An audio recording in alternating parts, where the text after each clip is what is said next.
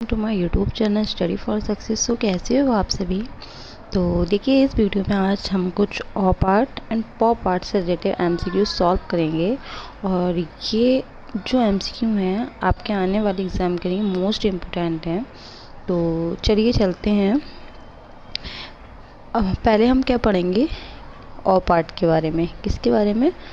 Op art. जैसे कि आप देख ही पा रहे हैं कि ऑप आर्ट क्या है। क्वेश्चन में आ जाए कि ऑप आर्ट क्या है तो आपको याद रखना है ऑप आर्ट क्या है, नेत्रीय कला है।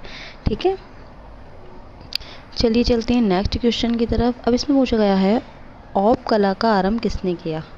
तो ऑप कला का आरंभ किसने किया है? विक्टर वासरेली ने। ठीक है, आप लोगों को याद रखना है। नेक्स्ट क्वेश्चन है हमारा विक्टर वासरेली का जन्म हुआ था। क्वेश्चन में दे दिया जाएगा कि विक्टर वासरेली का जन्म कहाँ हुआ था, हंगरी में और दिल्ली, मुंबई, आगरा। तो ऑप्शन में आपको दिया होगा हंगरी, तो आपको हंगरी टिक करना है। और मैं आपको और बता दूं, जो अमृता शेरगिल है हमारी, उनका भी जन्म हंगरी में हुआ था। नेक्स्ट क्वेश्चन है हमारा हेलन फ्रैंक थेलर तथा एल्सवर्थ केली का संबंध नेत्रीय कला के अतिरिक्त अन्य किस शैली से रहा है। ठीक है, तो इसमें क्या पूछा गया है कि जो हेलन फ्रैंक्स थेलर हैं तथा एल्सवर्थ कैली का संबंध नेत्रीय कला के अतिरिक्त और किस कला से रहा है। तो आंसर हमारा दे ही रखा है, किस कला से रहा है? रंग क्षेत्रीय कला से। ठीक है, नेक्स्ट क्वेश्चन है हमारा कि नेत्रीय कला का मुख्य उद्देश्य क्या है। तो नेत्रीय कला का मुख्य उद्देश्य क्या है? चाक्षुष भ्रम। ठीक है, आपको याद रखना है। और नेक्स्ट क्वेश्चन है हमारा कि 1930 के दशक में विक्टर वासरेली द्वारा निर्मित जयवराज नामक चित्र को किस आर्ट का आरंभिक उदाहरण माना जाता है। ये पूछा गया है जो विक्टर वासरेली उन्होंने जो 1930 में जयवरा नामक चित्र को बनाया था, तो वो किस आर्ट का आरंभिक उदाहरण माना जाता है। तो आपको याद रखना है ऑप आर्ट। मैं इसका डायग्राम दिखा भी दूँ आपको।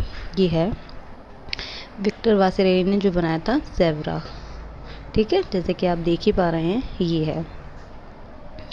और मुगल आर्ट में अगर ज़ेब्रा पूछा जाए तो मंसूर ने बनाया था।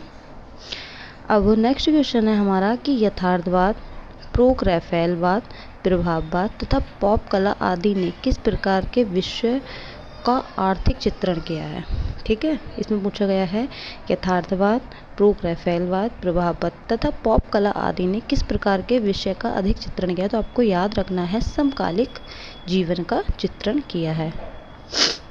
चलिए नेक्स्ट देखते हैं। अब ये हमारी आ गई पॉप आर्ट। क्या आ गई? Pop art. याद रखना ऑप आर्ट के जन्मदाता जिन्हें किसे कहा जाता है? विक्टर वासरेली को। ठीक है, मैं भी आपको फिर रिवाइज करा दूंगी। ऑप आर्ट और पॉप आर्ट में बहुत कन्फ्यूज़न है।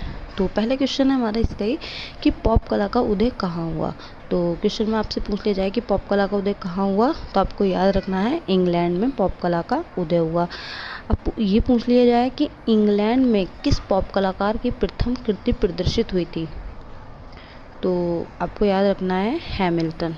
ठीक है, हैमिल्टन। नेक्स्ट क्वेश्चन है हमारा कि अमेरिका में पॉप कला की किस वर्ष आरंभ हुआ। ठीक है, क्वेश्चन में दे दिया जाए कि पॉप कला का आरंभ किस में हुआ। डेट आपको दे दी जाए 1960, 1961, 1962, 1963। तो ऑप्शन में 1960 भी दे रखा होगा, तो 1960 आपको टिक करना है।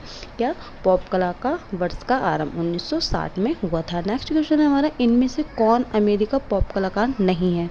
आपको याद रखना है, उसमें बहुत सारे ऑप्शन दे रखे होंगे और उसमें आपको इसमें क्या पूछा है? नहीं है। ठीक है, तो रिचर्ड हैमिल्टन नहीं है। किसके? पॉप कलाकार के सदस्य। नेक्स्ट क्वेश्चन है हमारा कि रिचर्ड हैमिल्टन किस देश के कलाकार थे। रिचर्ड हैमिल्टन किस देश के पॉप कलाकार थे। और ये भी क्वेश्चन में पूछ लिया जाए कि रिचर्ड हैमिल्टन कौन है, तो ऑप्शन में दे दी जाए पॉप कलाकार या ऑप कलाकार या अमेरिका कलाकार या जर्मन कलाकार। तो आपको याद रखना है ये कौन से कलाकार हैं? पॉप कलाकार।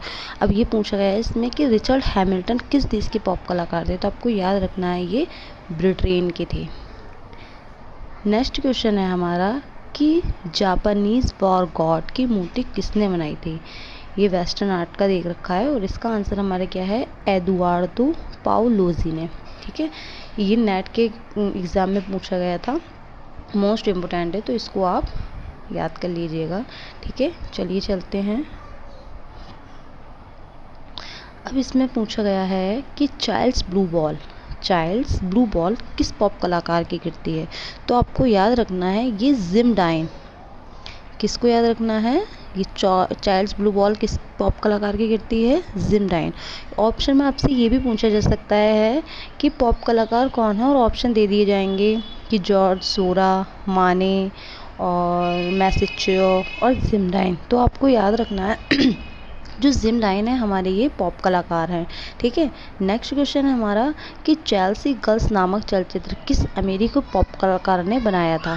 तो आपको याद रखना है कि चाइल्ड्स ब्लू बॉल जो है वो हमारा जिम डाइन ने बनाया था, और चेल्सी गर्ल्स जो है वो हमारा एंडी वॉरहॉल ने बनाया था, और ये कौन है, पॉप आर्टिस्ट।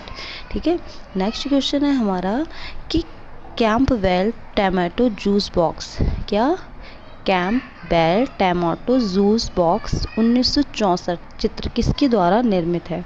तो आपसे ये भी पूछ सकते हैं कि एंडी वॉरहॉल द्वारा बनाया गया कैंपबेल टमाटो जूस बॉक्स किस सन में बनाया गया। तो ऑप्शन दे देंगे आपको 1963, 1964, 1964 या 1936, ये ऑप्शन दे देंगे। तो आपको याद रखना है जो कैंपबेल टमाटो जूस बॉक्स है वो 1964 में बनाया गया था, और किसने बनाया था, एंडी वॉरहॉल ने। आपको याद रखना है ये। नेक्स्ट क्वेश्चन है हमारा कि इनमें से अमेरिका पॉप कलाकार कौन है। वही मैंने आपको बताया, ऑप्शन बहुत दे दिए होंगे, और आपको याद रखना है कि पॉप कलाकार हमारे कौन है, रॉबर्ट रोसेनबर्ग। नेक्स्ट है हमारा पॉप चित्रकला पर पूर्ण अधिकार रखने वाले एंडी वॉरहॉल ने चित्रण हेतु किस माध्यम का प्रयोग किया था। ये न्यू क्वेश्चन है कि पॉप चित्रकला पर पूर्ण अधिकार रखने वाले एंडी वॉरहॉल ने किस चित्रण हेतु किस माध्यम का प्रयोग किया था। आपको याद रखना है सेरीग्राफ का। ठीक है, नेक्स्ट क्वेश्चन है हमारा कि किस कलावाद के रचनाकार कोको कोला और ब्रिलो वॉक्स जैसे वाणिज्यिक वस्तुओं और मैरिलिन मोनरो जैसी लोकप्रिय अभिनेत्री के चित्र का बिंब के रूप में कला माध्यम के जरिए प्रस्तुत किए हैं। तो आपको याद रखना है क्या हो जाएगा, पॉप आर्ट। ठीक है, तो कल हम पढ़ेंगे भविष्यवाद और सर्वोच्चवाद। तो इस वीडियो में इतना ही रहने देते हैं। ये वीडियो आपको कैसी लगी मुझे कमेंट बॉक्स में ज़रूर बताइएगा, और आपको किस टॉपिक पे वीडियो चाहिए मुझे ये भी बताइएगा। चलिए मिलते हैं नेक्स्ट वीडियो में। Thank you watching my video.